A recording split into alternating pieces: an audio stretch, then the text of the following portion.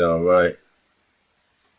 We'll go over to the PowerPoint. I'm going to show you a couple of things about the main theme of the Bible. Go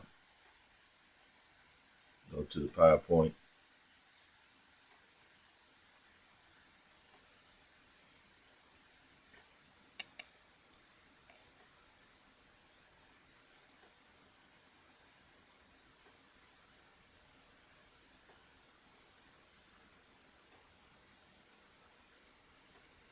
This is something we're going to show you in three scriptures. Try to prove the point that God punished Israel for sin and nobody else. This is a main. This is one of the main scriptures we should use to debunk the teaching of Christianity.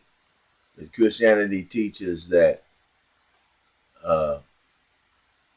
everybody is being judged for sin. All nations is being judged for sin. And that way they can become a part of the salvation. That's pretty slick for a devil, ain't it? That's pretty slick, man. So if they say they're part of the sin process, then they can be a part of the salvation process. That's pretty slick for a devil. We're going to show you right here in Amos. Let's see. No.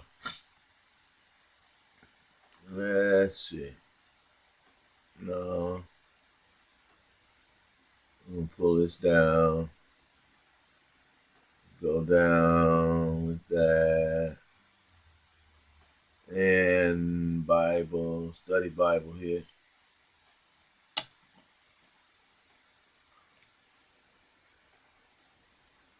Okay. And that was Amos 3:1.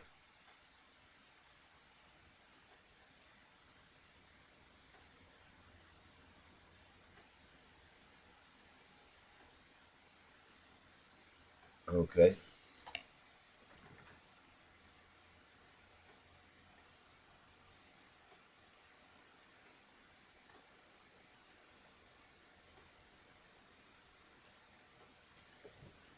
Okay. King James Version. See if we can pull it up here. Amos 3:1. Hear this word that the Lord has spoken against you, O children of Israel, against the whole family which I brought up from the land of Egypt, saying, only you have I known of all the families of the earth. Therefore I will punish you for your iniquities. Now, does that anywhere say that the rest of the nations, or did he say Israel? Psalms 106:34. Or did he just say Israel? It sounds like he just said Israel.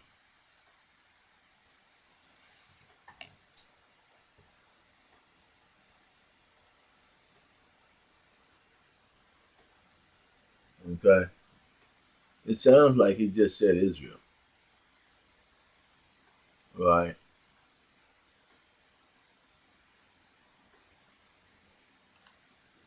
Okay. 106:34. Let's see. 106. Okay.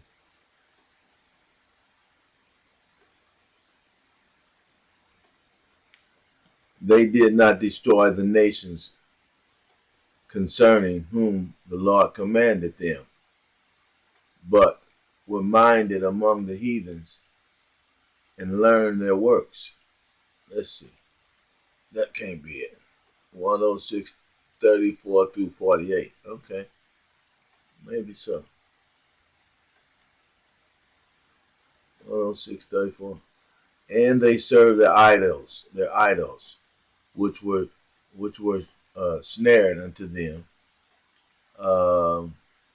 And they sacrificed their sons and daughters unto devils, and shedded innocent blood, even the blood of their sons and their daughters, whom they sacrificed unto the idols of Canaan, and the land was polluted with blood. Okay, so this is showing us again.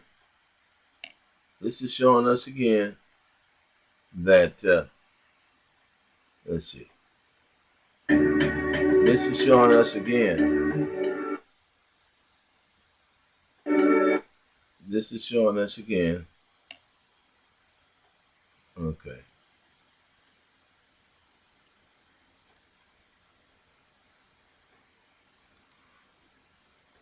Let's go here. This is showing us again that God punished us for sin. And Psalms 106 is telling you the magnitude and the degree of the events, type of things, sins we were doing to get that punishment. Okay, to anger God. All right, let's go to Second Ezra. Let's go to Second Ezra.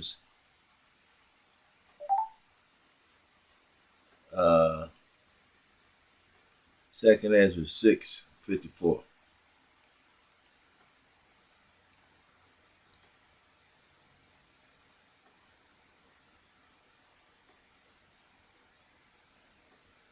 Second Ezra 6:54. Let's go 8 and 9. Let's go Second Ezra 8 and 9. Well, let's go to 54.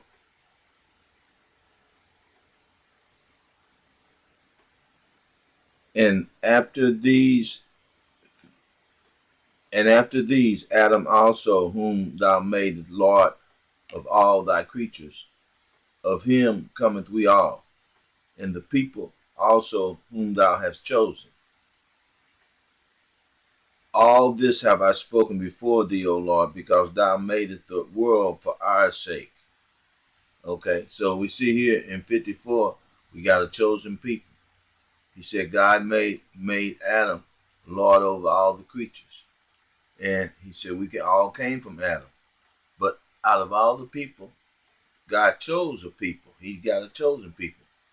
It says, and this have I spoken before thee, O Lord, because thou made the world for our sake. This is an Israelite talking and reasoning and trying to clarify something with God, with the Most High, YAhawah. And it says, as for the other people which also come from Adam, thou hast said they are nothing, but like unto the abundance, like unto spittle. He said, as for the other people which also come from Adam, thou hast said that they are nothing, but like unto spit, and has likened the abundance of them. He said he likened them. In other words, he totaled them up all together. They are not even worth the drop that falls from the bucket. A big bucket, a little drop fall. You ain't gonna go try to damp that or go try to replace that drop of water. And that's what he likened them to. That's what he said they're worth to him, a fall from a bucket. And now, O Lord, behold, these heathens which have ever been reputed, their reputation has been nothing. These people have been nothing. They want to say they evolved and they're the best race because they evolved. They know who they are and they know what they're worth to God. He didn't even give them melanin. He created a sun to heat the earth and didn't give them melanin to block the harmful rays. They are something to God? No, they know who they are. And said that ever been reputed as nothing, have begun to lord over us and to devour us. And say, okay, and then we let's jump down to the 59th verse, last verse. If the world now be made for our sake, why do we possess? Why do we not possess it and inherit not possess? Why do we not possess an inheritance with this world? How come we ain't like the rest of the nations? If he created the world, how come we ain't enjoying the riches of the world like the rest of the nations? That's what Ezra was. That's what the angel was discussing with Ezra in behalf of God Most High. Ezra said, and not that I don't believe you, Lord, but how come we got to suffer? He didn't understand it all right then. Okay, like most Christians, as Christians, we don't understand it all. We said the same thing in captivity. We said that we used to have businesses and houses. I was just talking to a friend of mine, and who had their own business, and I had my own business, and a lot of other black people had their own businesses and own houses and stuff, and we lost that stuff. We thought we never thought that we suspected that we were going to work our way out of slavery. We didn't know anything about these curses that was on us. But we were set to work our way out of slavery and have an inheritance, work and get enough money to leave an inheritance to our kids so they can keep bettering themselves every generation. But instead of that happening, like Black Wall Street, the more we continue to try to live under the doctrine of Esau, the strong delusion was set on us, was put on us. We weren't supposed to deliver ourselves. Deuteronomy 28:68. And you all know that we be delivered unto our enemies and sold unto our enemies.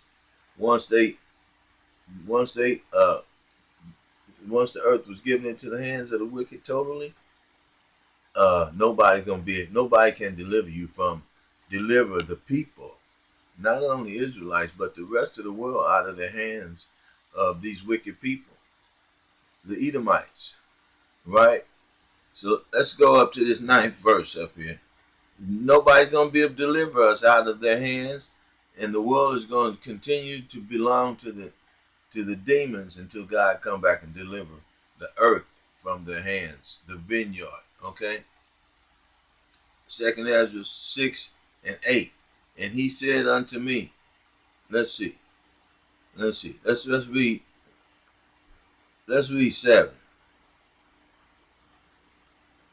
Let's read 6. Then did I consider these things, and they all were made through me alone. Oh, wait a minute, that's God talking. That's God telling the angels. No, wait a minute. Let's go to 8. Let's go to 7. Then answered I and said, what shall the parting asunder of the times be? So in other words, how do you divide the times? Lord, how will that timeline go?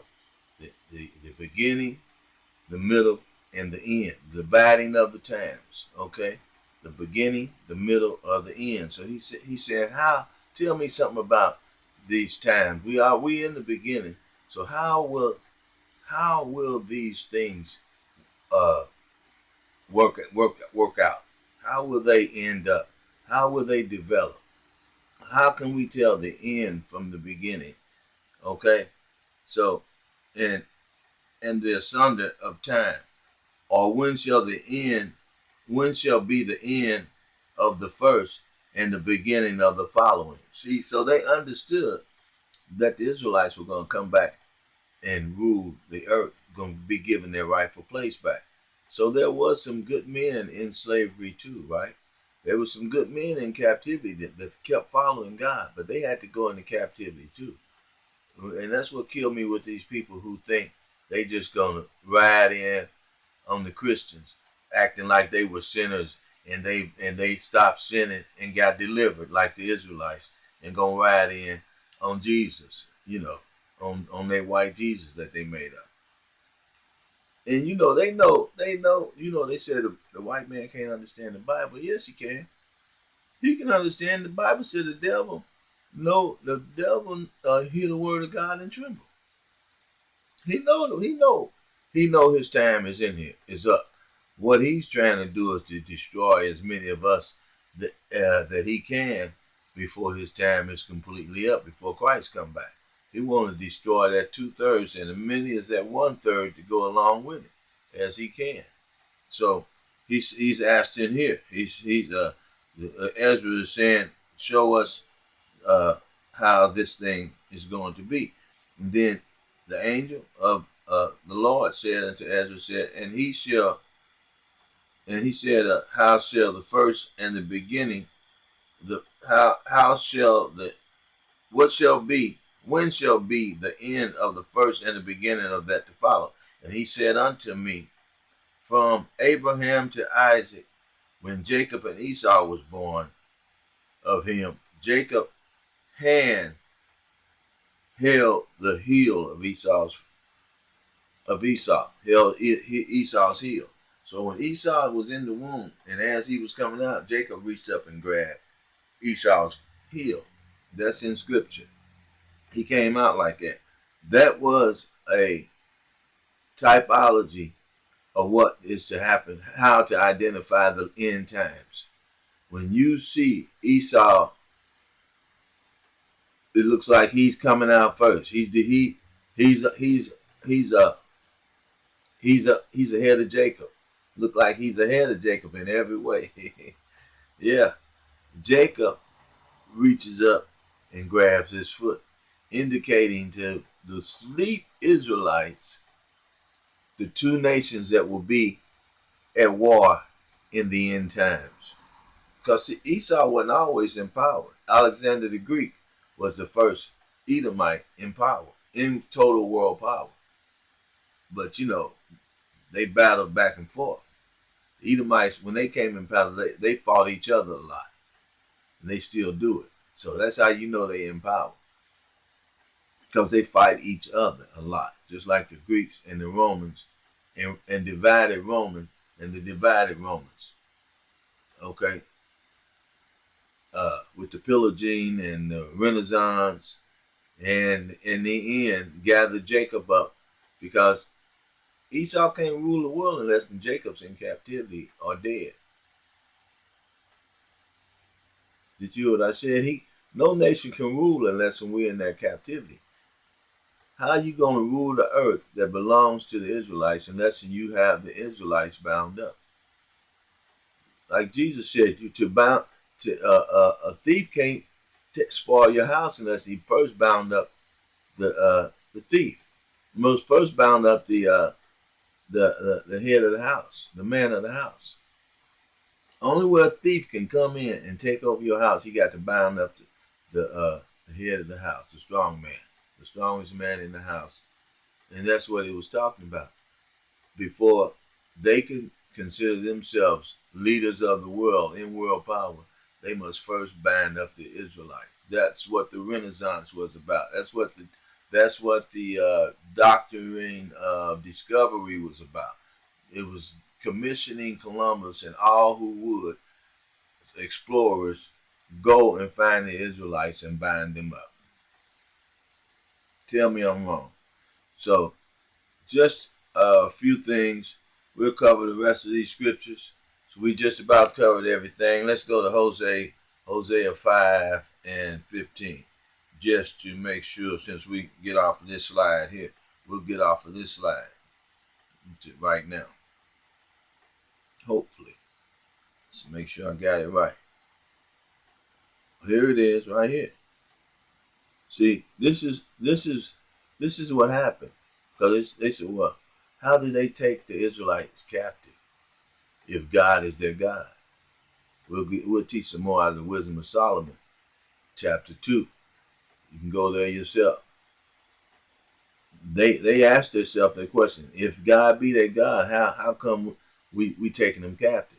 Because the earlier heathens, they knew that in order to stop God from helping the Israelites had to be disobedient and the curse had to come on them. They already understood. The Israelites were teaching everybody on earth who God was and what their obligation was to God and what their position was on the earth. God made it plain to the rest of the people. And they used to go around broadcasting, if we sin against God, then he won't fight for us. That's pretty stupid, but it's the plan of God. That's kind of what, that's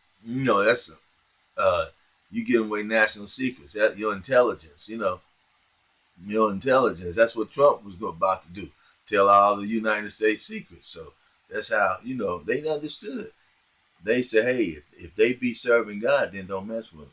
But if once they get out of fellowship with God, we can attack them because he ain't fighting for them. So this is what God was doing when he wasn't fighting for us. Hosea 5th chapter 15 verse. I will go and return to my place till they acknowledge their offenses and seek my face. In their affliction will they seek me early. Now see, this is what we're saying is happening to 2/3 and the Christians of our people, and the Christians, the Israelite Christians, people who think they're heathens grafted in spiritually. This is what's happening to them now, and this is why we are so afraid for our people, our relatives, and our people, our immediate relatives, and our people, Israelite people, because a lot of them don't realize how dangerous it is for them to be in the position that they're in. Because now, before God got us to this point, yeah, he winked at the ignorance of, he had us in captivity, we were asleep.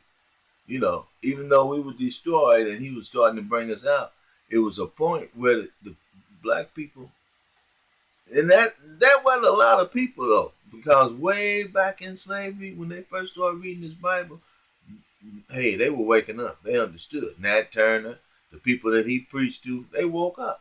They realized God was for them. The Bible was their book. And so Esau had always had to go back in and reset, reclassify, reconstruct the people whenever they wake up, because God had to wake us up in intervals and stuff so we wouldn't get totally destroyed. So he'll wake us up and scare the people. They think that great army is waking up, all the way up through the period of slavery. Wasn't that long. This last period after the Renaissance, this last little period wasn't that long. 500 years is not a long time. They got a lot of devilish and enchantment work done on us, but it's really not a long time. So in between then and now, God was waking up prophets and sending prophets just to keep the Israelites gathered up and on the right track. Okay? And he worked through the churches, through the preachers. A lot of them at that time lived close to God spiritually. They loved and they cared for each other. That counts for something. And God protected them. And they loved and they cared for each other. And they looked in that Bible and they said, well, we ain't going to do this. We ain't going to be like the nations and the Edomites and do everything, because that's what got the Israelites. Even if they didn't know they were Israelites, that's what got them taken down. Because during the Jim Crow era, a lot of us thought we were either Indians or Africans. When they start teaching the schools and the border schools, start teaching our people that we were just Africans brought over here from Africa. During the 1800s, 1900s, they pushed that on us real heavy. So that put us back to sleep. We didn't even know we were the Northern Kingdom the Northern Kingdom Indians, and we didn't know we were the Black Mexicans. We didn't know we were black when they got here. And then after they got here, you know what happened. Rape, robbery, rape, until they came up with a whole new people called the Terror. The Terror, not the wheat, the Terror. Now there was some uh, uh, Israelite uh, babies uh, uh, between Israelite man. You know how the seed of the Israelite come through the man, and they had before the misogynist law came about. I know I didn't say that right. To where it was against the law for the nations to intermarry here in the United States. They were doing it. They were doing it. Before the colonizers took control and got their army ready, they were over here under the visa of the Declaration of Independence. And it was too many of us for them to just straight out, capture everybody. So they tried making peace treaties. They did peace treaty. You don't do a peace treaty if you already conquered the people. You do a peace treaty to stop the killing because it ain't doing neither one of your nations any good. So they had to do a peace treaty to continue continue the movement they had to take this land. They had to come in smooth tongue, smoother than butter. But really, they were commissioned to take and bind us up.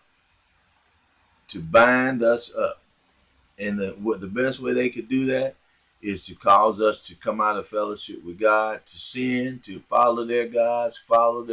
How would they do that? They would, the reconstruction, the new people that was born in the earth, they taught them that Jesus was white, God is white, the angels white, everybody in the Bible beginning was white. Now that just started, because that just started during the 1500s when they started coming up with all this mystic Zeus and all of that kind of stuff, because that's when they started creating their myth of gods, their corral of gods, because they had to get rid of our God, they had to get rid of the Most High from the sight of the people. And what they did was they got rid of the laws and the customs.